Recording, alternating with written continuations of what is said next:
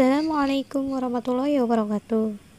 Nah, ini adalah lanjutan dari video sebelumnya, yaitu masih di dalam materi pengukuran menggunakan alat ukur. Bismillahirrahmanirrahim. Kita mulai lagi materinya, yaitu tentang penggunaan alat ukur yang namanya adalah jangka sorong dan mikrometer skrup.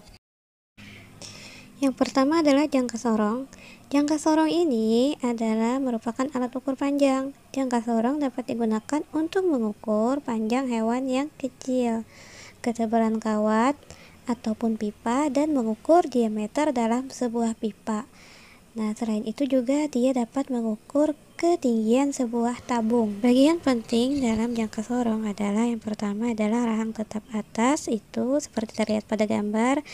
Rahang atas ini berfungsi untuk mengukur diameter dalam dari suatu tabung. Sementara rahang tetap bawah yang terlihat pada gambar itu berfungsi untuk mengukur diameter luar dari suatu tabung ataupun pipa. Kemudian bagian gurat ukur kedalaman yang di bagian ujung sebelah kanan itu berfungsi untuk mengukur kedalaman suatu tabung. Jangka sorong terdiri atas dua skala, yaitu skala utama yang tidak bergerak, itu terdiri dari angka dalam satuan cm.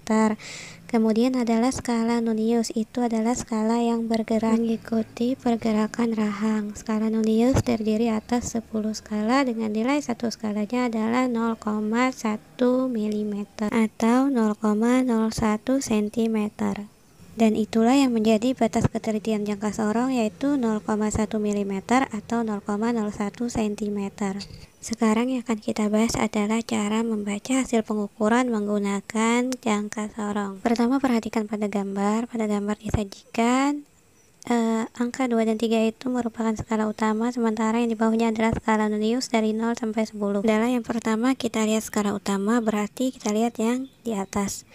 Cari garis pada skala utama yang tepat berada sebelum garis 0 pada skala nonius.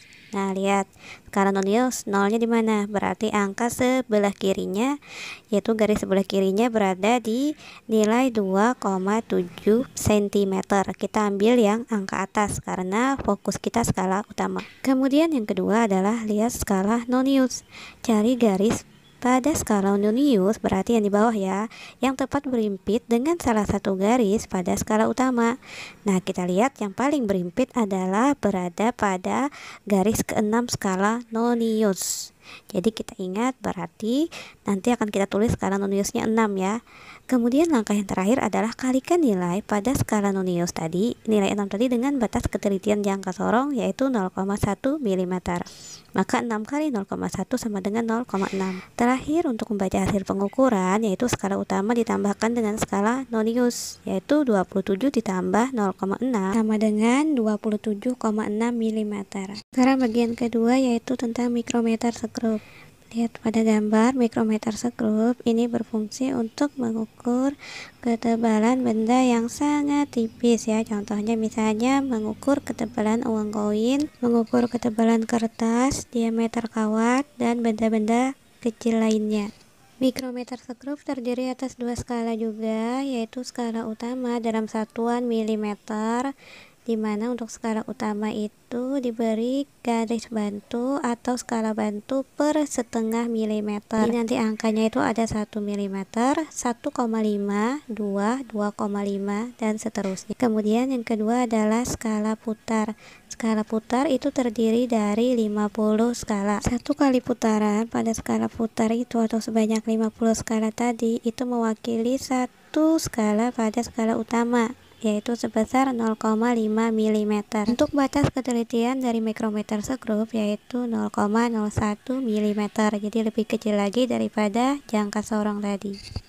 Sekarang bagian terpenting dari cara pembacaan hasil pengukuran menggunakan mikrometer skrup. Yang pertama adalah lihat skala utama, cari garis pada skala utama yang tepat berada sebelum putaran skala nonius. Nah, dapat dilihat di situ pada contoh adalah skala utamanya berada di angka 5,5 mm.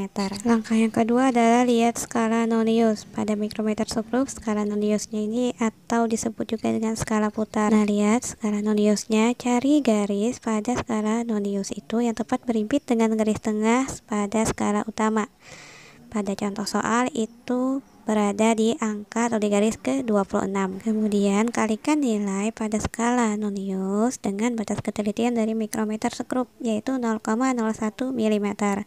Maka tadi garis ke-26 dikali 0,01 maka sama dengan 0,26 mm.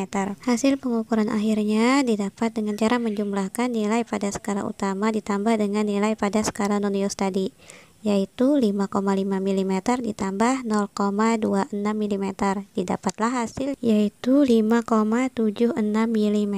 Alhamdulillah, akhirnya selesai sudah materi kita pada hari ini.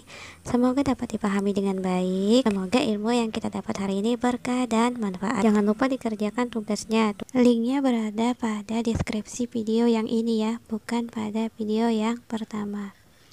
Selamat mengerjakan. Semoga sukses. Salah dan hilapnya mohon dimaafkan. Assalamualaikum warahmatullahi wabarakatuh.